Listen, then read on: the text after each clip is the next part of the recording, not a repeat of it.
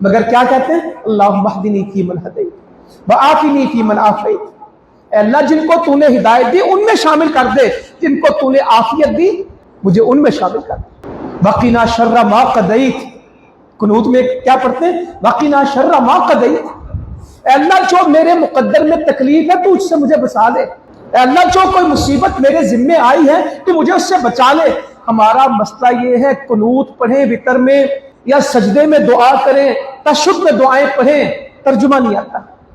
جب ترجمہ نہیں آتا تو نہ قرآن پڑھنے کا لطف ہوتا ہے، نہ نماز پڑھنے کا لطف ہوتا ہے، نہ ہی سجدہ کرنے میں وہ لذت آتی ہے۔ جب تک سمجھ نہیں آتی بندے کو بات سمجھ ہی نہیں آتی۔ تو اللہ کرے ہم دعاؤں کو سمجھ کے پڑھیں۔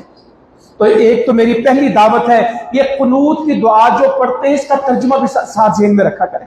انہ لا یضل من والیت، اے اللہ جس سے تو دوستی کر لے اس کو کوئی ذلیل نہیں کر سکتا، ولا یعز من عادیت، اے اللہ جس سے تیری دشمنی ہو جائے، جس سے تیری مخالفت ہو جائے اس سے کوئی عزت نہیں ہو سکتی۔ اسے اللہ کی دوستی سے عزت ملتی ہے، اللہ کی کسی کے مخالف ہو جائے، اللہ تعالیٰ کسی سے ناراض ہو جائے اس کا مقدر ذلت ہوتا ہے۔